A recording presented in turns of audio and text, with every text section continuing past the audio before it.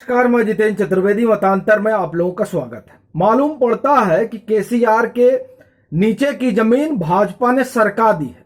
अब आप कहेंगे कि तेलंगाना में क्या है भाजपा के लिए? तो साहब, तेलंगाना में ही सब कुछ है भाजपा के लिए। जो राजनीतिक परिस्थितियां तेलंगाना में बनी है, उन परिस्थितियों से तो यही मालूम पड़ता है। आखिर क्या वजह है कि केसीआर बार बार दिल्ली आते हैं? आखिर क्या वजह है कि केसीआर तीसरे मोर्चे की बात करते हैं? आखिर क्या वजह है कि 10 मार्च को जो 5 राज्यों के चुनाव के नतीजे आने थे, उससे पहले वो दिल्ली से लेकर कलकत्ता तक पहुंच जाते हैं? जाहिर तौर पर कि वहां जो भाजपा कर रही है उससे केसीआर घबराए हुए हैं, टीआरएस घबराई हुई है। उसको लगता है कि भाजपा उनकी जमीन खिसका रही है। अगर नहीं लगता तो ये जो तेलंगाना से दिल्ली की दौड़ हो रही है, ये दौड़ होती नहीं। अभी आप देखिए कि केसीआर दिल्ली में ही थे, धरना प्रदर्शन कर रहे थे। मामला पैडी का है। पैडी बोले तो धान, सेला चावल, ये जब बिना छिलके वाला जो है धान। अब उसको लेकर क्या कुछ चल रहा है, वो आरोप प्रत्यारोप अलग है। इनका कहना है कि साहब, ये किसानों के साथ जो है, मतलब भाजपा सरकार किसानों के साथ ठीक व्यवहार नहीं कर रही है। इधर एफसीआई कह रही है कि देखिए, सेला चावल का अपना कोटा है, वो हो चुका है, अब बाकी जो लेना वो तेलंगाना सरकार ले। तेलंगाना सरकार कह रही नहीं, आप खरीदिए। अच्छा, और इसी मसले को लेकर वो राकेश टिकैत के साथ बैठे धरने पर। बड़ी दिलचस्प बात है कि राकेश टिकैत किसानों के हितैषी कैसे हो गए? जिस कृषि कानून को 80% किसानों के लिए लाया गया था, 85% किसानों के लिए लाया गया था, उस कृषि कानून का तो उन्होंने विरोध किया।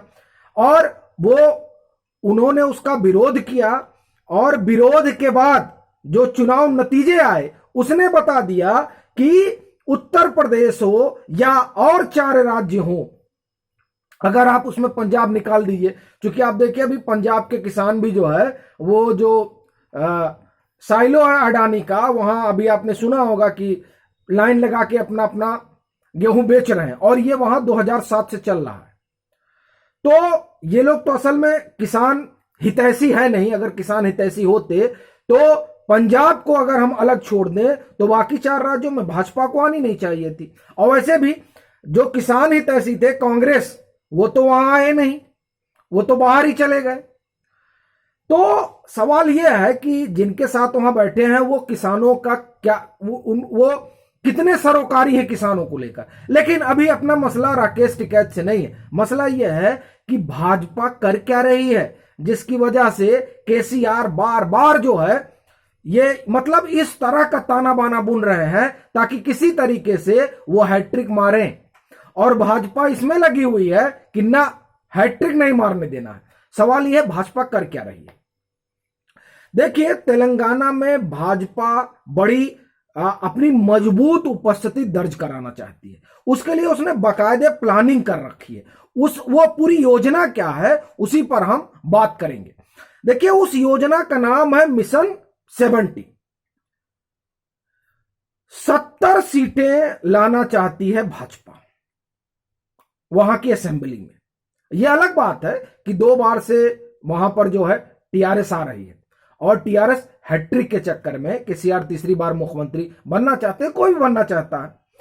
भाजपा चाहती है कि किसी तरीके से तेलंगाना को दक्षिण भारत में घुसने का गेटवे बनाया जाए। अच्छा, यहां भाजपा उत्साहित भी बहुत है, क्योंकि जो हैदराबाद कारपोरेशन, म्युनिसिपल कारपोरेशन का चुनाव रहा, उसमें उसने बड़ा बेहतर किया, और फिर 2019 के लोकसभा चुनाव में बड़ा बेहतर किया, 4 सीटें जीती। तो इसलिए वो मिशन 70 पर काम कर रहे हैं। इसमें जो पहला इन्होंने मिशन 70 में, आप देखिए यहां पर आरक्षित सीटें कुल 31 है, और जो स्ट्रेंथ है वो 117 की है यहां की, मतलब तेलंगाना की। अगर मैं ठीक हूं तो, और अगर गड़बड़ होगा तो आप उसे सुधार दीजिएगा। खैर, तो वो हम उस पर आएंगे कि 117 या 119, इसमें थोड़ा हम कंफ्यूज हैं। लेकिन जो आरक्षित सीटें हैं वो 31 हैं, ये कंफर्म है।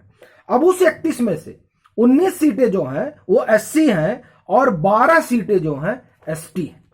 तो इन 19 मतलब एससी 19 सीटें इन और एसटी 12 सीटें, इसके लिए भाजपा ने बाकायदे योजना बना रखी है और मिशन 19 और मिशन 12 के नाम से वहां पर अभियान चल रहा है।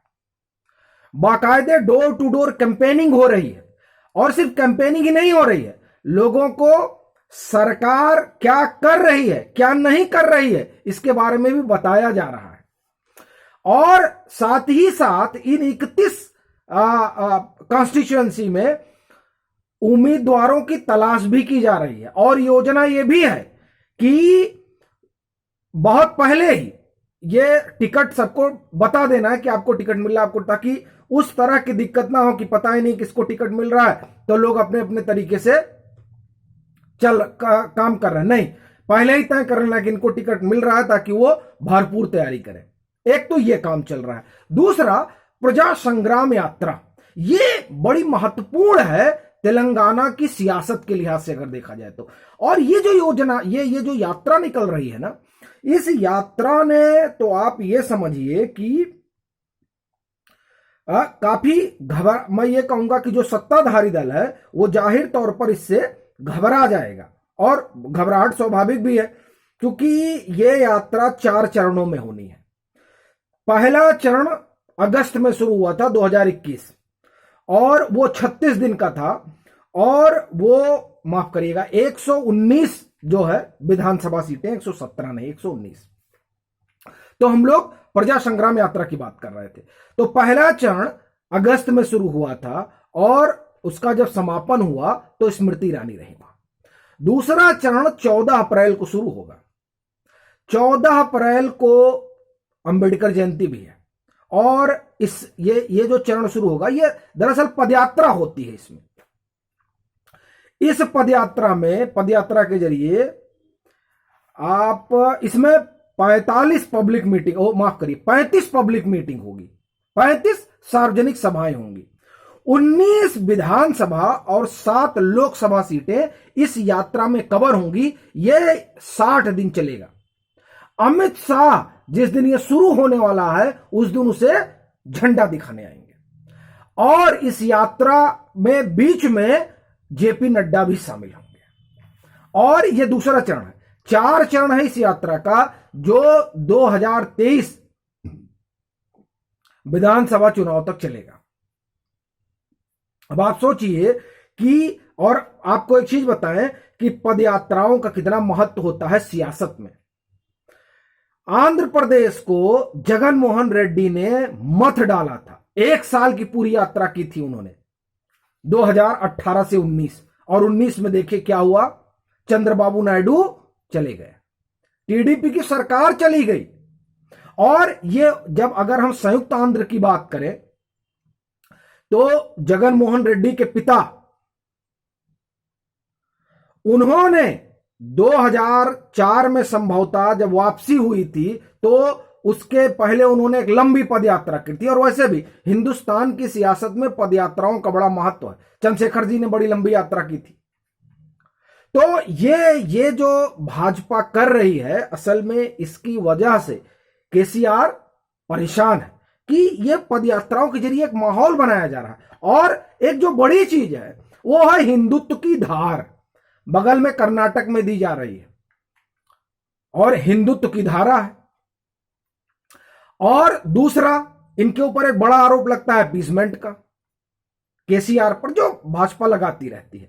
और फिर आप जान रहे हैं ये वही इलाका है जहां असदुद्दीन ओवैसी भी हैं।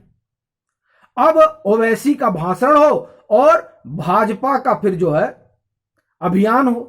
अब आप समझिए कि क्या कॉम्बिनेशन बनेगा। असल में ये जो तैयारी है भाजपा की ग्राउंड में और ओवैसी जैसे फैक्टर की जो उपस्थिति है तेलंगाना में, फिर अपीसमेंट का जो आरोप है वहां पर, ये तमाम चीजें जो मिल रही हैं, इनके मिलने की वजह से जो भाजपा के लिए परिस्थितियां बन रही हैं। और देखिए मुझे नहीं लगता कि 2019 से पहले भाजपा इस तरह से गंभीर थी तेलंगाना को लेकर, लेकिन 2019 में जिस तरीके से भाजपा को सीटें आई लोकसभा में 4 सीटें, उससे भाजपा बड़ी उत्साहित है और उसको लगता है कि यहां विधानसभा का चुनाव भी जीता जा सकता है और यहां लोकसभा की सारी सीटें भी जीती जा सकती है।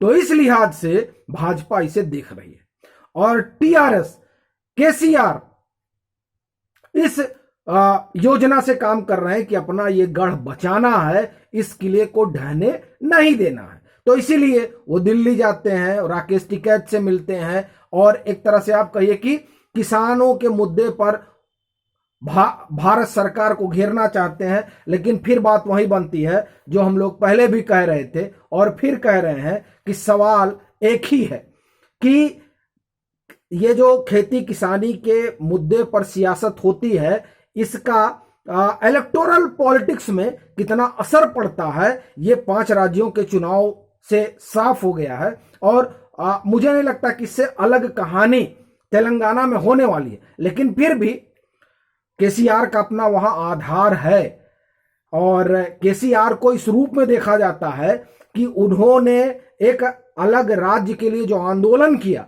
और फिर वो राज्य बना, तो जाहिर तौर पर उनका एक अपना वहां सियासी कद है।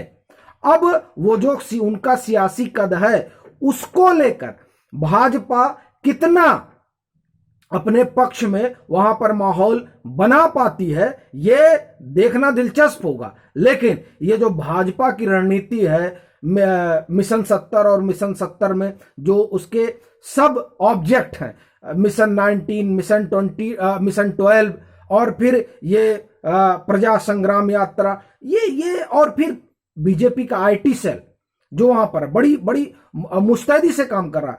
देखिए ये सारी चीजें मिलकर जाहिर तौर पर एक मोमेंटम बना रही हैं। और कोई भी सियासी नेता हो और अगर वो जनाधार वाला नेता है और वाकई में उसने जमीन से पॉलिटिक्स की है, तो वो ये जो भाजपा कर रही है उसका मतलब समझते हैं और वो जानते हैं कि जमीन खिसक सकती है, इसीलिए वो एक माहौल बना रहे हैं। अब वो कितना सफल होते हैं और भाजपा कितना आगे तक जा पाती है, ये समय बताएगा। अभी के लिए फिलहाल इतना ही। अगर आप मतांतर से नहीं जुड़े हैं तो जुड़िए, वीडियो को लाइक कीजिए, शेयर कीजिए और अपने सुझाव जरूर साझा कीजिए।